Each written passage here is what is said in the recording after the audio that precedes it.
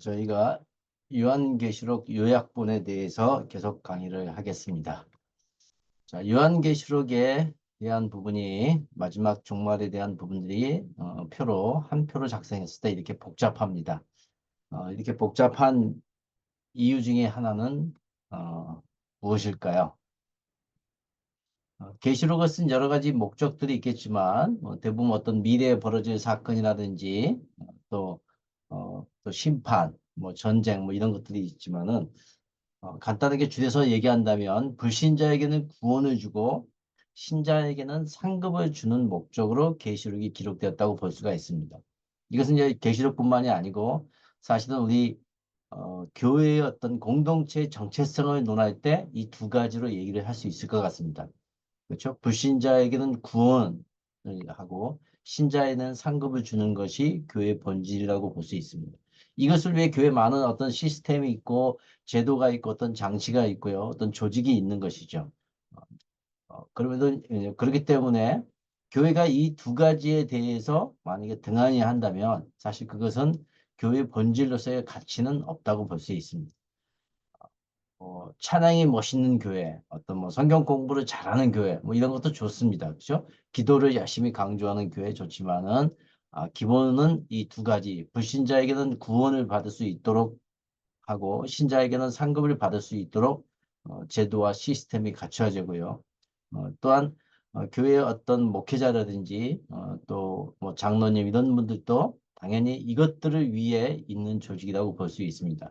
자, 목회자들은 성도들이 구원을 받고 신자들이 상급을 받는데 그들의 역할이 있을 거라고 봅니다. 만약에 그것에 충실하지 않는다면 어, 우리가 보통 이제 그런 목회자들을 싹군 목자라고 부르는 것이죠. 자, 계시록에서도 우리가 이 두 가지를 기본 베이스로 생각하고 초대교회 때 일곱 교회 성도들이 무엇을 위해 그들이 순교를 하고 했는지는 이 상급을 위해서 그것을 했다는 것을 우리가 알 수 있습니다. 자, 우리가 이제 이 엔드타임에서 가장 중요한 것은 교회 시대를 끝나는 두 가지 사건이 있다. 지난 시간에도 말씀을 드렸죠. 교회사적으로는 14만 4천 명이 인침을 완료하고 교회 외적인 사건으로는 유브라데 전쟁이 있다. 이렇게 얘기를 했고, 자, 그런 유브라데 전쟁을 통해서 짐승이 이 땅에 등장하고 그 짐승들이 마지막 한 일회를 통치하고 다스리는 이제 그 시기가 오는데 그것은 이제 마지막 한 일회. 보통 세대주의 종말론 같은 것은 7년 대환란 이렇게 설명을 하고 있는데 7년이라는 개념은 맞지만 이 7년 전체가 대환란은 아니다. 두 개가 나눠져 있다. 전 3년 반 성도 환란기가 있고 후 3년 반 어린 양 진노기가 이렇게 두 개로 나눠져 있다. 그래서 이것이 계시록의 큰 특징 중 하나다. 그렇게 끝나면 그때 메시아가 재림을 함으로써 이스라엘이 회복이 된다. 그리고 천년 왕국이 또한 이 땅에 이루어진다. 설명을 드렸습니다. 자, 천년 왕국이 끝나고는 고가 마국의 전쟁이 있고 신보자 심판을 통해서 새하늘과 새 땅, 이제 영원한 신천신지의 세계로 들어간다. 이렇게 이제 간단하게 설명을 드렸습니다. 자, 7년 대환란. 자, 이것을 예수님도 모르는 7년 대환란이라는 제목을 제가 잡았습니다. 이것은 제가 잡은 제목이 아니고요. 어떤 이제 블로그를 보니까 그 블로그의 제목을 이렇게 잡아놨습니다. 그러면서 사실 이제 예수님은 7년 대환란을 모른다. 왜냐하면 7년 대환란이라는 개념 자체가 맞지 않기 때문에 역설적으로 설명을 하는 것입니다. 자, 왜 그런지는 이제 이 말씀을 계속 한번 보겠습니다. 자, 전 3년 반은 성도 환란기라고 했습니다. 자, 이 성도 환란기는 앞에서 제가 용어 정의를 할 때 말씀을 드렸었습니다. 이 환란은 그것을 가하는 주체가 사탄이 될 수 있고 하나님이 될 수 있는데 주로 대부분 사탄이 주체가 되고요. 사탄이 주체되었을 때 누가 핍박을 받냐면 성도들이 핍박을 받는데 이 단어가 쓰였습니다. 또한 이 환란이라는 단어는 자연재해, 천재지변 이런 것을 환란이라고 설명한 예는 거의 없다. 이렇게 설명을 들었습니다. 자, 이 전 3년 반 성도 환란기의 적그리스도는 이때 이제 적그리스도가 등장합니다. 대문자 적그리스도. 네, 그래서 우리 성도들을 핍박하는데 그런데 아이러니하게도 세상은 적그리스도에게 동조하기 때문에 인류 역사 이래 가장 평화로운 시기를 평화를 누리는 시기다. 이렇게 설명을 했습니다. 그래서 세상은 평화 시기지만 우리 성도에게만 핍박받는 시기이다. 그리고 그러한 성도들은 순교할 자가 있고 또 보호받아서 승리할 자가 있다. 이렇게 설명을 했고요. 자, 또 이 시대의 어떤 특징 중 하나는 유대인과 적그리스도가 평화조약을 체결해서 성전 제사를 부활시킨다. 이렇게 이제 설명을 해드렸습니다. 자, 이 또 전 3년 반 성도 환란기의 가장 큰 특징 중에 하나는 그 기간을 이렇게 숫자로 표현했다는 것입니다. 3일 반, 한때, 두때, 반때, 42달 이렇게 숫자로 표현했기 때문에 숫자로 표현한 것이 나오면 이거는 전 3년 반 성도 환란기구나 이렇게 볼 수가 있습니다. 자, 또한 대상은 적그리스도에서 적그리스도가 성도를 핍박하는 요 시기가 성도 환란기입니다. 자, 그리고 이제 후 3년 반 어린 양 진노기는 자, 진노라는 이 단어도 용어 정의에서 말씀을 드린 것처럼 자, 하나님이 진노하시는 것입니다. 거의 대부분 하나님의 진노로 이 단어가 쓰였고요. 이 진노는 여러 가지 재앙의 형태로 나타난다고 했습니다. 적그리스도에 대한 부분은 이 진노는 누구를 향한 진노냐면 적그리스도를 향한 하나님의 진노입니다. 그래서 그 진노 방법이 일월성신 등 천재지변으로 나타나기 때문에 사실상은 적그리스도와 불신자만을 위한 진노인데 거기에 신자가 같이 껴있기 때문에 어쩔 수 없이 신자들도 같이 이 진노는 받게 되는 것입니다. 자, 특징은 이제 천재지변이 나옵니다. 그래서 이제 불신자, 신자 모두 재앙을 받고 후에 주님이 강림하시고 또한 요 기간을 통해서 유대인들이 요 앞서 이제 성도 환란기 전 3년 반 동안에 적그리스도와 평화조약을 맺고 성전 제사를 지는 것들에 대한 유대인들의 회개가 있고 끝에는 전쟁이 있다. 이렇게 이제 알 수가 있고요. 자, 이 어린 양 진노기의 가장 또 특징 중에 하나는 진노라는 단어가 반복된다는 것입니다. 어린 양의 진노, 진노의 큰 날, 하나님의 진노 이렇게 되어 있고요. 자, 이 대상은 하나님이 적그리스도를 향해서 진노하는 것입니다. 그래서 전 3년 반하고 후 3년 반은 그 내용적으로 완전히 다른 것임을 볼 수가 있습니다. 자, 그렇다면 이제 이것들이 실제 말씀에서 어떻게 사용되고 있는지를 한번 살펴보겠습니다. 자, 계시록 13장에 보면 이렇게 되어 있습니다. 자, 짐승이 등장하는데요. 짐승이 과장되고 신성모독하는 입을 받고 42달 동안 일할 권세를 받는다. 이 숫자가 나왔죠. 42달. 자, 그런데 권세를 받아서 뭘 하느냐? 성도들을 싸워 이기게 된다고 되어 있습니다. 성도를 괴롭히고 핍박하는 거죠. 또 각 족속과 백성과 방언과 나라를 다스리는 권세를 받았다. 두 가지 권세를 받은 거죠. 성도와 싸워 이길 수 있는 권세하고 전 세계를 다스릴 수 있는 권세 이렇게 이제 받은 것입니다. 그 기간은 42달 이렇게 한정되어 있습니다. 자, 다니엘서를 보면 이렇게 되어 있습니다. 이제 그가 이제 적그리스도인데요. 적그리스도가 등장하면 지극히 높은 이를 말로 대적하며 여기 보면은 13장에서도 신성모독하는 입을 받고와 비슷하죠. 지극히 높으신 이를 말로 대적한다고 되어 있습니다. 또 지극히 높으신 이의 성도를 괴롭게 하고 여기서는 성도와 싸워 이긴다고 되어 있고요. 성도를 괴롭힌다고 되어 있는데 자, 그가 또 성도를 괴롭게 하기 위해서 때와 법을 고칩니다. 그래서 성도들을 그의 손에 붙이는데 그 기간이 한 때와 두 때와 반 때를 지낸다고 되어 있습니다. 따라서 요 42달이라는 숫자하고 요 한 때와 두 때와 반 때가 같다는 것을 알 수 있죠. 내용이 같기 때문에 이렇게 볼 수 있습니다. 자, 데살로니가 후서에 보면 이렇게 되어 있습니다. 여기도 이제 그가 나오는데 그는 대적하는 자라 신이라고 불리는 모든 것과 숭배함을 받는 것에 대항하여 그 위에 자기를 높이고 자기가 이제 대신 그 자리에 올라가는 거죠. 하나님의 성전에 앉아 자기를 하나님이라고 내세우니라. 자, 전 3년 반이 시작할 때 유대인들이 짐승하고 평화조약을 맺고 성전 제사를 부활시킨다고 제가 말씀을 드렸습니다. 그때 그 성전에 앉는 자가 적그리스도. 그래서 이제 유대인들은 이 적그리스도를 메시아로 섬기게 된다고 제가 이제 말씀을 드렸습니다. 자, 누가복음에 보면 또 이렇게 됐습니다. 이 모든 일 전에 내 이름으로 말미암아 너희에게 손을 대어 박해하며 너희를 박해한다고 되어 있습니다. 회당과 옥에 넘겨주기 위해서 임금들과 집권자 앞에 끌려가려니와 요 박해 이것이 이제 성도 환란의 다른 표현이죠. 그래서 그런 표현이 나오면 이게 전 3년 반 우리 성도들이 환란을 받는 시기구나 말씀드렸습니다. 그러나 이 전 3년만 성도 환란 시기는 사실 이 3년 반의 하이라이트지만은 초림 예수님 때부터 이 기간은 쭉 진행된다고 볼 수 있습니다. 그것이 이제 5인 시대인데요. 제가 이제 말씀드린 것처럼 요 5인이 다섯째 인이 언제 떼어지냐면 사실은 초림 예수님 때부터 같이 떼어지는 것입니다. 쭉 떼어져서 언제 이것이 가장 이제 어, 강력한 특징을 나타내냐면 전 3년 반 때 5인이 가장 강력한 특징이 나타난다. 이렇게 볼 수 있습니다. 그래서 이제 초대교회 때부터 우리 순교자들이 발생하기 시작했죠. 그래서 5인도 이미 지금이 떼어진 시기다. 이렇게 이제 볼 수가 있습니다. 자, 두 번째, 어린 양 진노기가 말씀 중에 어떻게 쓰여졌는지를 한번 보겠습니다. 계시록 6장을 보니까 여섯째 인이 떼어져요.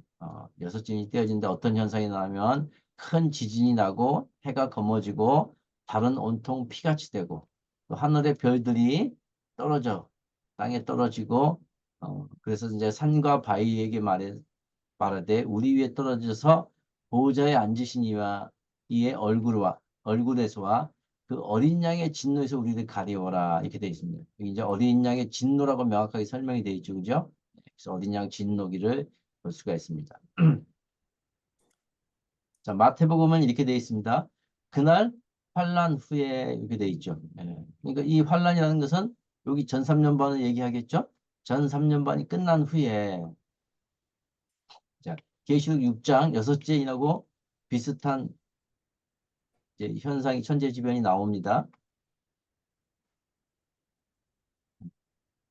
해가 어두워지죠. 달이 빛을 내지 아니하죠. 별들이 하늘에서 떨어지죠. 하늘의 권능들이 흔들린다. 계시록 지금 여섯째 인의 사건하고 똑같죠. 같습니다.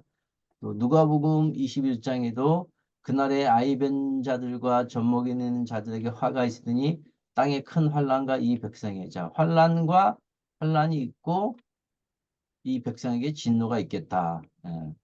그리고 이제 진노를 설명하는데요. 이럴성신에는 징조가 있겠고 땅에서는 민족들이 바다와 파도의 성난 소리로 인해 혼란 중에 공고하리라 하고 되어 있습니다.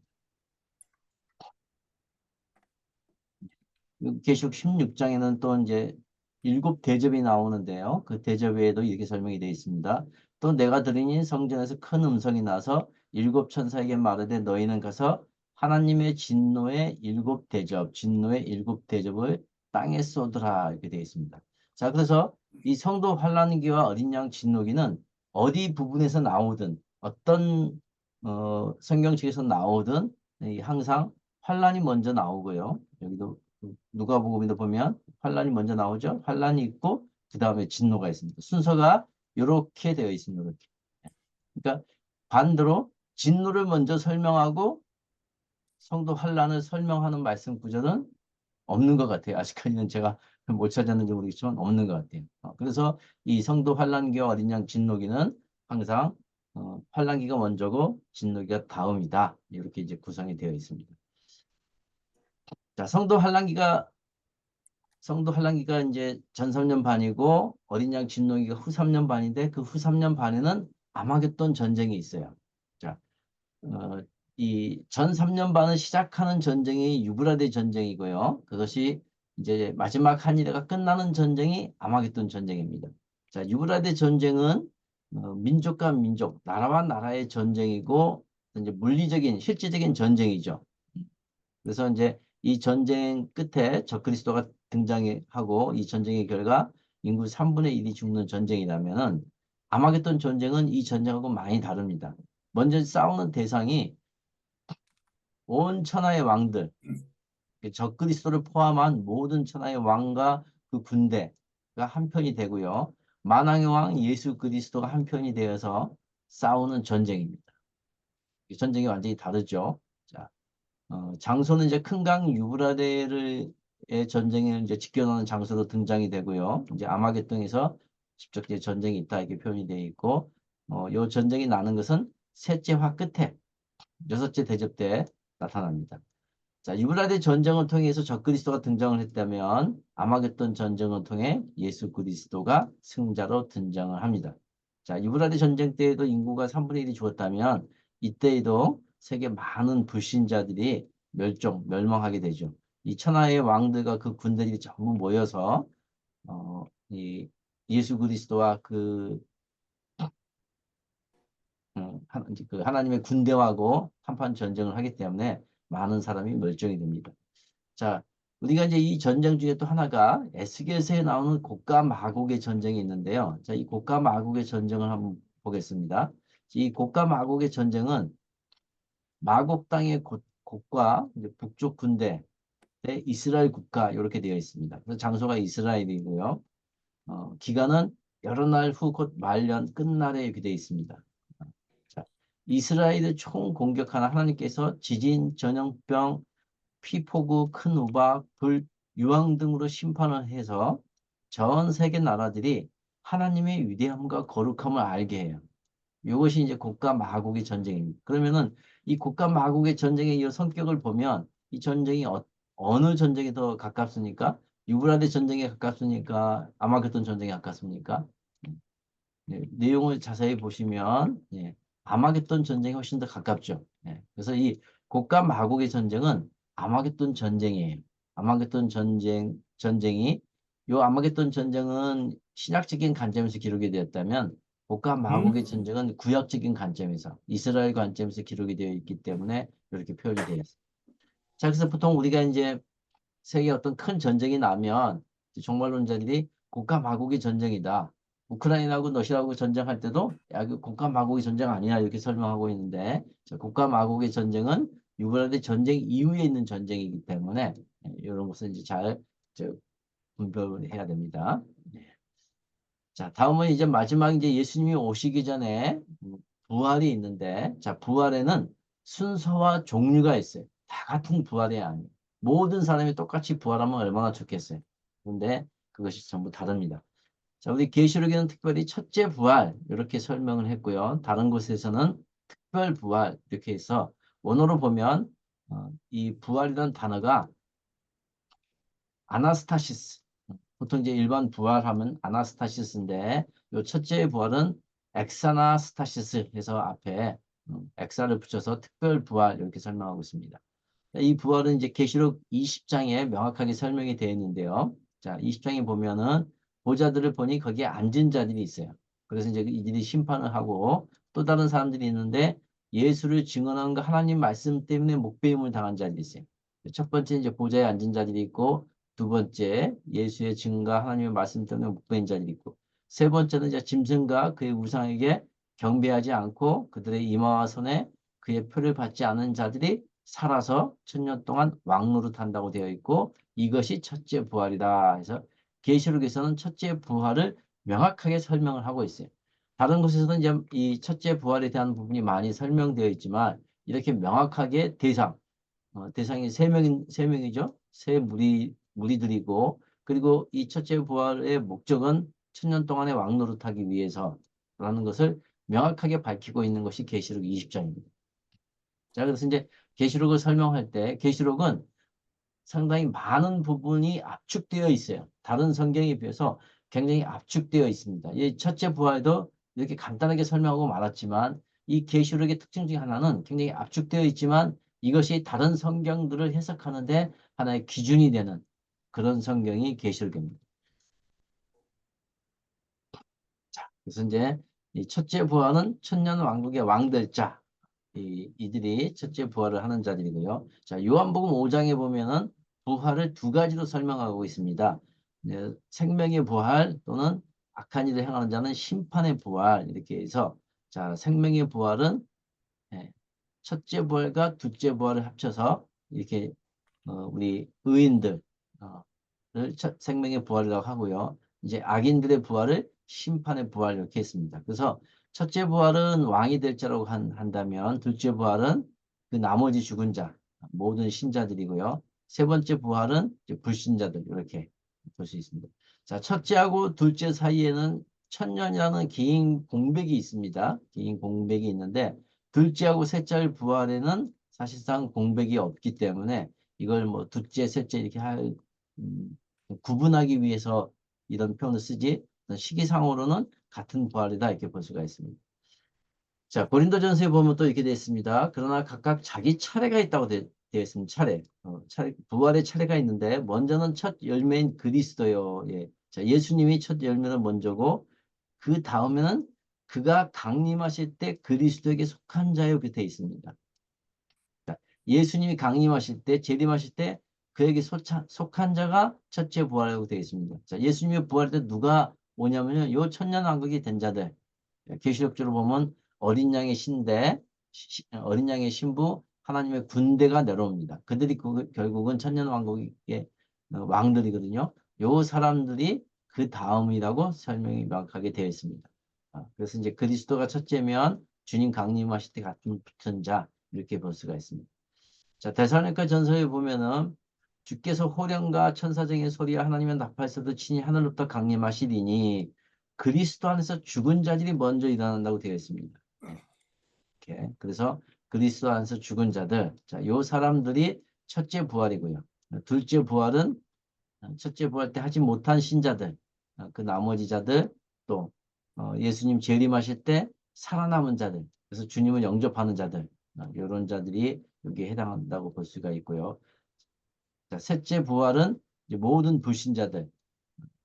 그런데 요 둘째 부활하고 첫째 부활의 사이 천년의 시간의 차이가 있기 때문에 둘째 부활과 셋째 부활은 천년왕국 후에 신보자 심판 시에 이분들은 이제 둘째 부활과 셋째 부활을 하게 됐습니다. 자, 그렇다면 이제 신보자 심판이 어떤 심판이냐? 우리 성경에 보면 크게 이제 그리스도의 심판대가 있고요. 신보자 심판이 있습니다. 거기 하나를 더 쓴다면 이제 일곱 대접 재앙. 이제 크게 세 가지로 나눌 수가 있는데요. 자, 그 하나님의 심판, 하나님의 진노가 어떤 것들이 있는지를 볼 수 있습니다. 자, 일곱 대접 진노는 성자 예수님이고요. 어린 양 되시는 그리스도의 심판은 당연히 성자 예수님인데 그 그리스도의 심판 때에는 열두 제자에게 그 심판하는 그 권세를 위임했어요. 자, 힘보자 심판에는 성부 하나님이 하고요.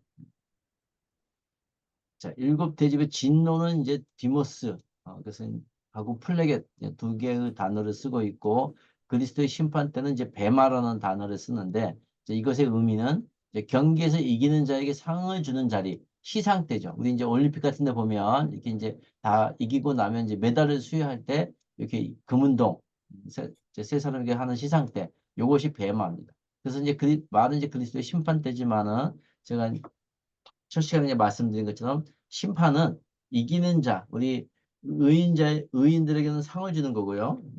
이제 불신자들에게는 상벌을 주는 이제 그런 의미들을 가지고 있습니다. 자, 신보자 심판은 이제 크리노라고 해서 판단하다, 결정하다 이런 단어를 쓰고 있고요.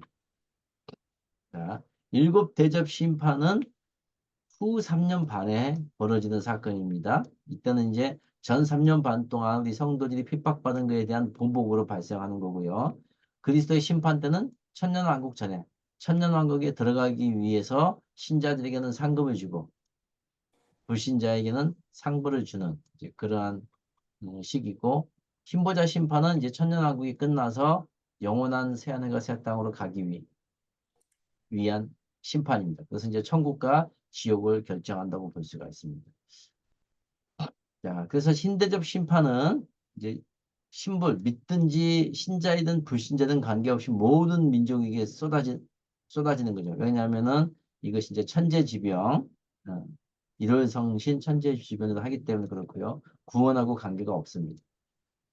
자, 그리스도의 심판 때는 이제 살아있는 신자, 요 살아있는 신자들과 모든 민족을 심판합니다. 이건 이제 불신자 민족을 얘기합니다. 이것도 마찬가지로 구원하고는 관계가 없습니다. 행위 보상을 하는 거고요.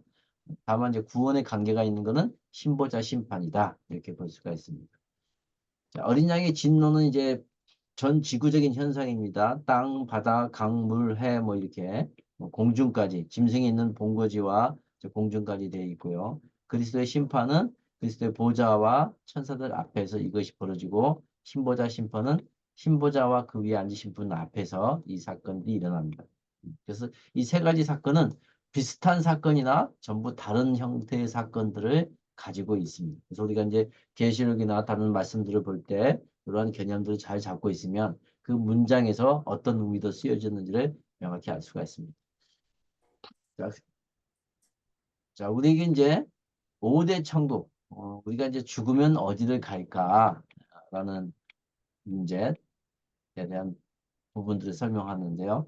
이제 여러 종류의 하나님의 왕국이 있습니다. 우리는 죽으면 모두 천국 간다 이렇게 단순하게 생각하는데 사실 이 천국은 5가지, 적어도 기본적으로 5가지를 가지고 있습니다.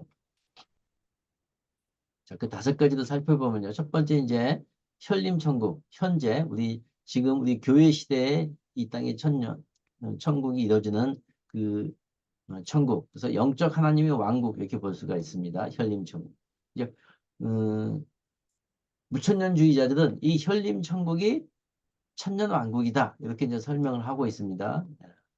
그러나 이제 그것은 잘못되어 있고요. 두 번째, 첫 번째 현림천국은 영적 하나님의 왕국입니다. 그런데 두 번째 지상천국은요, 물리적인 하나님의 왕국입니다. 실제 이 땅에 하나님의 왕국이 세워지는 것입니다. 이것은 이제 천년왕국 때 이루어지는 것이고요. 이것은 이제 메시아가 재림해야지만 이루어지는 사건입니다. 자, 그리고 이제 세 번째 낙원이 있습니다. 사실 이제 우리가 죽어서 가는 곳은 낙원이죠. 이제 구약부터 시작해서 교회 시대, 그리고 신보자 심판이 이루어지기 전까지 이 모든 기간 동안에 죽은 신자들은 다 낙원에 갑니다. 그래서 이 녹색으로 이 표시를 이 신보자 심판 때까지도 쭉 표시를 해놨죠. 이 기간 내에 전부 죽으면 우리 의인들은 신자들은 낙원에 가게 되어 있고요. 자, 불신자들은 음부에 가게 되어 있습니다. 언제까지? 신보자 심판 때까지. 그래서 낙원과 음부는 같은 장소의 다른 표현이다. 이렇게 이제 볼 수가 있습니다. 이것이 이제 세 번째 낙원이고요. 자, 그리고 이제 네 번째 보호자 천국이 있습니다. 네, 이제 바울적인 개념으로 본다면 이게 이제 셋째 하늘 이렇게 보고 우리 계시록적인 개념으로 보면 보호자 천국이 있습니다. 자, 이 보호자 천국은 하나님과 어린 양 되시는 예수 그리스도가 계시는 천국이에요. 그래서 이제 많은 사람들이 이 셋째 하늘 보좌 천국에 사람들이 있다. 여기서 이제 많은 사람들이 있다고 설명하는데 사실은 사람들은 없는 천상의 세계, 영적인 존재들, 천사를 비롯하여 영적인 존재들만 존재하고요. 사람은 왜 다 낙원에 가기 때문에 그렇습니다. 물론 이제 우리가 이제 이 낙원과 셋째 하늘의 이 어떤 위치상 관계를 보면 여기는 물리적인 이 땅이 아니기 때문에 이렇게 뭐 딱 물리적으로 여기는 보좌천국, 저기는 낙원 이렇게 구분할 수는 없습니다. 그러나 반드시 낙원과 보좌천국은 다른 개념이다라는 것을 볼 수가 있습니다. 자, 그리고 이제 마지막에는 이제 새하늘과 새 땅이 있습니다. 자, 현림천국이 영적 하나님의 왕국이고 지상천국이 물리적인 하나님의 왕국이라면 새하늘과 새 땅은 이 현림천국, 지상천국, 그리고 보좌천국, 그리고 낙원, 그러니까 1, 2, 3, 4가 다 통합된 하나님의 왕국입니다. 여기는 물리적인 장소도 있고요. 영적인 장소도 있고 다 그것이 같이 공존하는 세계가 새하늘과 새 땅입니다. 그래서 옆에서 보는 것처럼 보좌천국도 신보자 심판의 끝으로 더 이상 없어집니다. 보좌 천국이 없습니다. 왜냐하면 하나님의 보좌가 이쪽 새하늘과 하나님의 새하늘과 새 땅으로 내려오기 때문에 이, 이 시간 이 보좌 천국이 텅 비게 되는 거죠. 그래서 그것이 비게 되어서 결국은 새하늘과 새 땅으로 다 통합이 된다. 이렇게 볼 수가 있습니다. 자, 이렇게 5가지의 천국이 있는데 과연 이것들이 그럼 우리 말씀 중에 어떻게 저 5가지 천국이 쓰여졌는지를 뭐 간단하게 한번 테스트를 하면서 저 개념들을 명확하게 한번 잡아보겠습니다. 자, 첫 번째를 보면 마태복음 3장에 나오는 말씀인데 회개하라 천국이 가까이 왔느니라. 자, 이 말씀은 이제 세례 요한도 얘기를 했고요. 예수님도 얘기를 했습니다. 자, 예수님이 이 땅에 공생애를 시작하는 것을 보고 세례 요한이 선포를 했고요. 예수님도 공생애를 시작하면서 이 말씀을 했습니다. 자, 그렇다면 이 천국은 어떤 천국일까요? 예. 1번 현림천국이죠. 예수님이 오심으로 이 땅에 생긴 영적 하나님의 왕국이 현림천국입니다. 자, 두 번째 이사야 65절을 보면 이렇게 되어 있습니다. 이리와 어린 양이 함께 먹을 것이며 사자가 소처럼 짚을 먹고 뱀은 흙을 양식으로 삼을 것이니 나의 성산에는 해함도 없겠고 상함도 없겠다. 여호와의 말씀이다. 예, 이게 어딜까요? 예, 지상천국, 천년왕국을 얘기합니다. 자, 이 현림천국하고 지상천국하고 완전히 다른 개념이죠. 예. 그래서 이 실제 이리와 어린 양이 실제 이런 현상이 생기는 겁니다. 함께 먹고 사자가 소처럼 짚을 먹고 뱀이 흙을 양심 사는 것은 어떤 영적인 어떤 그 개념이 아니고요. 실제 이 지상에서 이루어지는 사건입니다. 그래서 이제 이것을 우리가 언제 이루어지냐면 천년왕국 때 이루어지는 거죠. 그러니까 무천년처럼 지금이 천년왕국이다 이렇게 얘기를 한다면 이 현상이 일어나야 돼요. 이리와 어린 양이 함께 먹어야 돼요. 그런데 지금은 이리가 어린 양을 잡아먹죠. 사자가 소를 잡아먹고 그렇기 때문에 이러한 현상이 아직 안 생겼기 때문에 무천년주의자들이 얘기한 것처럼 지금은 천년왕국이라고 할 수는 없다고 볼 수 있습니다. 자, 세 번째는 이제 우리 최곤능 목사님이 전도할 때 쓰는 용어인데요. 예수천국 불신지옥. 그때는 이제 예수천당 이렇게 했었거든요. 불신지옥. 자, 이 예수천국이 어딜까요? 죽어서 우리가 가는 곳. 예, 사실상 낙원을 얘기하는 것이죠. 네, 낙원. 이렇게 볼 수 있습니다. 자, 누가복음 23장에 예수님께서 십자가에 달려 돌아가실 때 한편 강도에게 하신 말씀이에요. 내가 진실로 내게 이르노니 오늘 내가 나와 함께 낙원에 있으리라. 낙원에. 네. 그러니까 예수님도 십자가에 죽으시고 어디로 가셨죠? 예수님도 낙원에 가신 거예요. 이 셋째 하늘, 이 하나님이 계신 천국에 가지 않으셨어요. 낙원에 갔어요. 이게 이제 오늘이라고 되어 있잖아요. 이거 뭐 어떤 먼 미래를 얘기하는 것이 아니고 언젠가는 너와 나가 낙원에 가 있을 것이다 한 것이 아니고 바로 이제 우리가 죽으면 바로 낙원에 함께 같이 가 있다. 같이 있을 것이다 라고 예수님이 얘기하신 말씀입니다. 그래서 이 말씀도 낙원이다 이렇게 볼 수가 있습니다. 자, 다섯째 이제 계시록 누가복음 19장에 보면 종의 비유에서 이제 이렇게 주인이 칭찬하는 거예요. 이르되 잘하였다 착한 종아 내가 지극히 작은 것을 충성하였으니 열 고을 권세를 차지하리다. 그러면 이때가 언제일까? 네.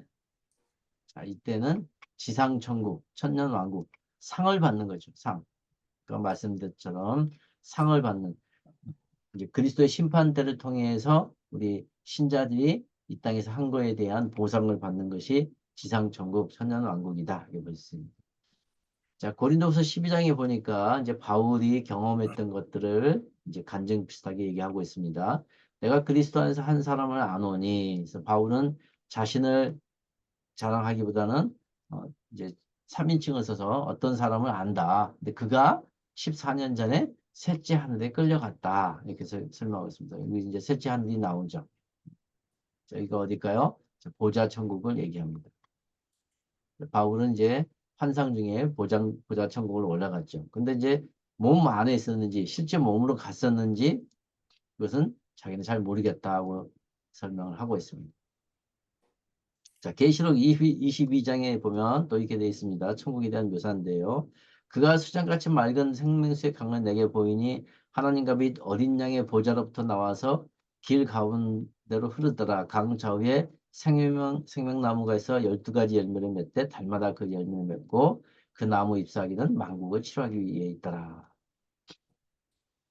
자, 여기가 어딜까요? 네, 여기가 이제 신천신지. 네, 이제 보좌 천국이 아니고요. 새하늘과 새 땅이 주어졌을 때 그 새하늘과 새 땅을 묘사하는 장면입니다. 여기 보니까 하나님과 및 어린 양의 보좌로부터 나와서 어린 양의 보좌가 거기에 있는 거예요. 신천신지에.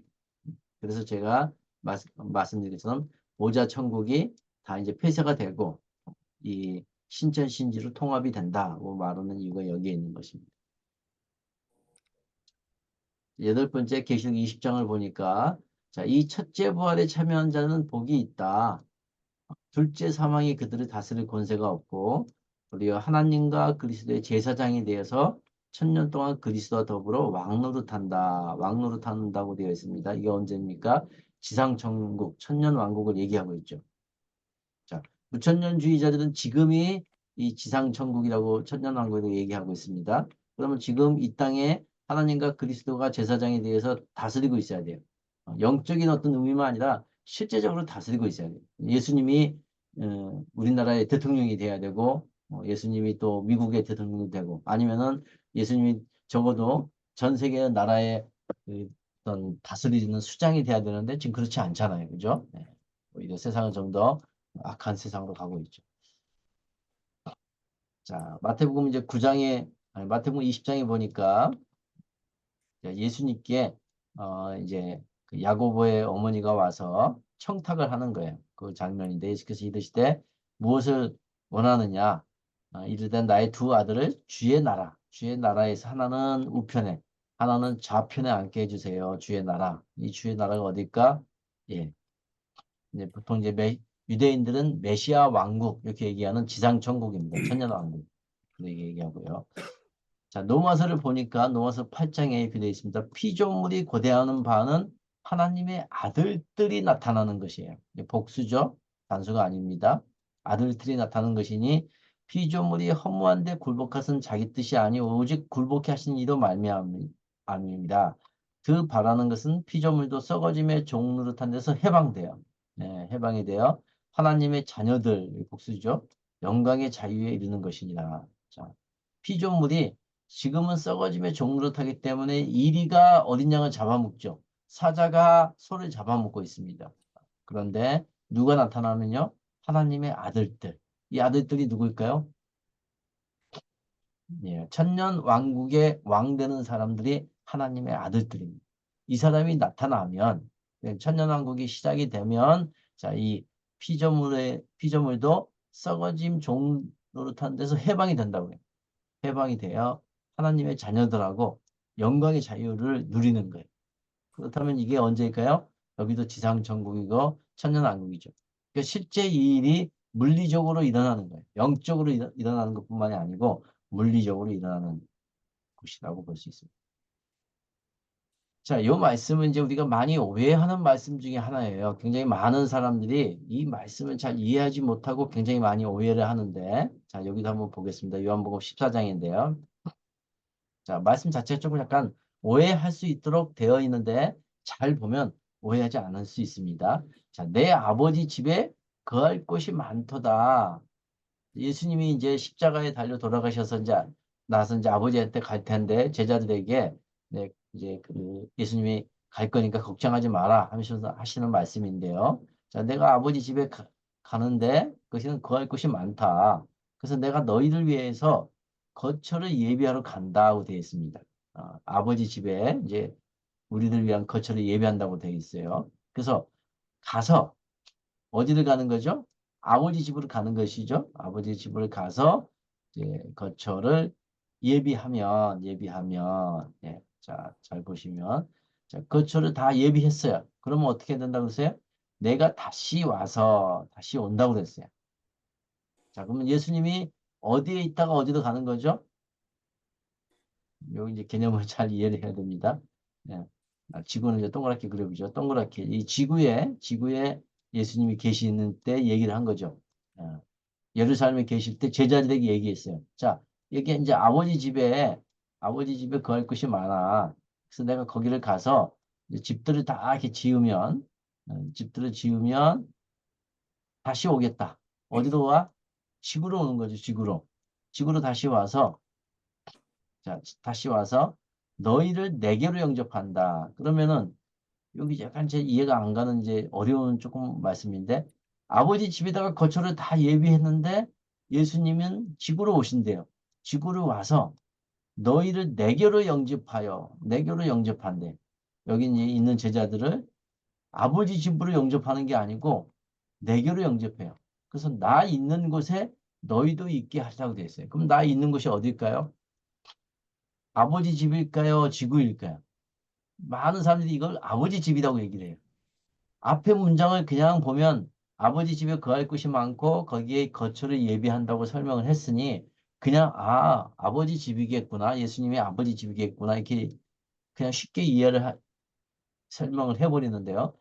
만약에 나 있는 곳이 아버지 집이면 예수님은 재림하시지 않아요. 재림하시지 않아야 돼요. 아버지 집에 계속 있어야 되죠. 그래야지 나 있는 곳이 아버지 집이 될 거 아니에요. 그런데 분명하게 다시 온다고 되어 있어요. 강림이죠. 예수님이 다시 지구로 오셔서 예수님이 지구에 있는 그 장소에 너희도 있게 하리라 하고 되어 있습니다. 그렇다면 여 나 있는 곳이 어디예요? 지상천국이에요. 천년왕국이죠.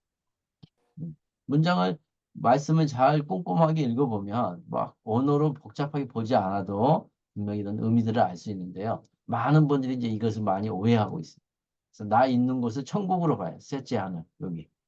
그래서 이제 이 천국에 다녀오신 분 어떤 뭐 인사체험이나 이런 거 하신 분들 얘기 들어보면 이제 천국에 가니까 자기 집이 있더라. 어떤 사람은 뭐 3층짜리 무슨 뭐 대굴 같은 집이 있고 어떤 사람은 초가집이 있고 이제 막 얘기를 해요. 그러니까 그 자체는 저는 틀리다고 보지는 않아요. 그 자체는 뭐 그럴 수 있다고 보는데 이 말씀에 의하면은 예수님이 다시 오시면 이 지구에 이 땅에 영원히 같이 사는 거예요. 이 말씀을 잘 이해해야 될 것 같습니다. 자, 그래서 우리가 이제 죽어서 가는 곳은 하늘의 임시처소예요. 그냥 낙원이 있죠, 낙원. 그래서 다른 말로 아브라함의 품이라고 그러고요. 신자들이 가는 곳은 불신자들이 가는 것은 음부예요. 그런데 이 낙원 아브라함의 품에 보면 특별한 장소가 세 군데가 있어요. 예루살렘 성이 있고 성전 내 제단이 있고 시온산이 있고. 그래서 여기에는 가 있는 사람의 형태들이 다 달라요. 자, 음부도 이제 사실 크게 보면 불신자들이 가 있는 음부가 있고 마귀가 가 있는 무저갱이 있어요. 요 두 개가 다른 개념이에요. 이렇게 우리가 죽어서 가는 것도 개념이 다 다르고요. 천년왕국도 다 다릅니다. 천년왕국도 잘 보시면 자, 신자들 우리 성도라고 하는 이 왕이 되시는 분들 세 종류의 왕이 되시는 사는 곳이 다 다릅니다. 자, 이 보좌 성도하고 순교 성도는 사랑하시는 캐슬, 성에 있고요. 승리 성도들은 진에 있어요, 진. 자, 진이 뭐냐면 요즘은 잘 쓰지 않는 용어인데 군대의 막사, 군대가 주둔하는 곳, 예, 진. 이제 과거에는 이 단어를 많이 썼는데 지금 잘 안 쓰죠. 예, 요 장소에 가 있고요. 자, 신자들은 회복된 에덴 땅에 가 있고 불신자는 고가 마곡에 가 있습니다. 그래서 요 왕들이 가 있는 곳을 우리가 하늘 이렇게 얘기를 하고 요 신자들이 가 있는 곳은 땅 이렇게 했는데 요 하늘은 지금 우리처럼 이렇게 그 셋째 하늘처럼 저 멀리 떨어져 있는 하늘의 개념이 아니고 이 땅하고 밀접하게 연관되어 있는 땅을 얘기합니다. 자, 신천 신지도 마찬가지로 신부 하나님의 아들들이 사는 새 예루살렘 성이 있고요. 신자들이 사는 곳이 있어요. 성 밖에 사는데 다른 말로 하면 하나님의 장막에 사는 자들이 있고요. 또는 바깥 어두운 곳에 사는 신자들이 있어요. 뭐 산다고 표현할 수는 없지만 바깥 어두운 곳이 있고 자 이렇게 이제 과거에 음부와 무저갱 이것이 다 분리되어 있던 것이 신천신지가 오면서 전부 이것이 통합이 돼요. 불못으로. 그래서 이제 불신자나 마귀나 짐승이 전부 불못에 들어가게 되어 있습니다. 자, 그래서 이제 음부 부분만 다시 한번 좀 개념을 좀 나눠보면요. 자, 음부는 이제 큰 개념이라고 본다면 그 안에 낙원이 있어요. 즐거운 영역, 그 다음에 음부, 고통받는 영역 이렇게 구분할 수가 있고요. 요 낙원과 음부는 같은 개념인데 그 사이에 큰 구렁덩이가 있어서 여기서 여기를 건너가지 못하고 서로 볼 수만 있어요. 자, 그래서 이걸 이제 다른 말로 하면 누가복음에 아브라함의 품 이렇게 설명을 했습니다. 자, 여기에는 이제 두 종류의 사람들이 가 있는데 신자들이 있고 성도들이 있어요. 자, 신자들은 영원 수면살, 잔다고 보통 표현하죠. 그리고 우리 성도들은 영원 휴식설, 거기서 이제 편안하게 휴식을 취해. 이제 수면하고 휴식의 약간의 차이는 말 그대로 이제 수면은 자고 있는 거고요. 휴식은 우리가 이제 보통 퇴근하고 집에 오면 이제 편안한 소파에 앉아서 뭐 음식을 먹기도 하고 또는 뭐 음악을 듣거나 책을 보고 이렇게 휴식을 취하는 거죠. 그래서 성도들은 휴식을 취한다. 저는 이렇게 이제 보고 있고요. 자, 불신자들은 음부에 가 있는 불신자들은 영혼 활동설이야. 자거나 휴식을 취하는 것이 아니라 고통의 활동을 이제 받고 있는 거죠. 자, 이런 낙원에는 이제 특별 구역이 있는데, 아까 말씀드린 것처럼 이제 보좌 성도는 예루살렘 성이라는 곳에 가 있고, 순교 성도는 제단에 가 있고요. 승리 성도는 시온산에 가 있습니다. 자, 이것이 구체적으로 어떤 장소인지는 우리는 이 물리적인 개념으로는 이해할 수 없지만 분명히 구분되어져 있다. 그리고 여기는 아마 특별 구역인 것 같다. 이렇게 이제 볼 수가 있고요. 그래서 여기 중에서 요 세 종류의 사람들은 첫째 부활을 통해서 천년왕국으로 가고요. 요 나머지 요 신자들, 요 낙원에 있는 전체적인 신자들은 생명의 부활, 천년왕국이 끝나고 나서 신천신지로 가게 되어 있습니다. 자, 이제 음부에는 이제 불신자들이 가 있는 음부가 있고요. 마귀가 가 있는 사탄. 마귀보다는 사실 이제 그 타락한 천사들이 가 있는 것이 무적입니다. 그래서 음부와 무적행은 서로 다른 장소예요. 여기는 이제 사람이 가 있는 데인 거고, 무적행은 타락한 천사들이 가 있는 곳인데, 자, 이것도 다 통합이 돼서 마지막 흰보자 심판 끝에는 심판의 부활을 통해서 영원한 불못에 간다. 그래서 이렇게 음부의 개념을 구분했습니다. 여기 잠깐 쉬었다가 한 10분 정도 쉬었다가 나머지 부분을 하겠습니다.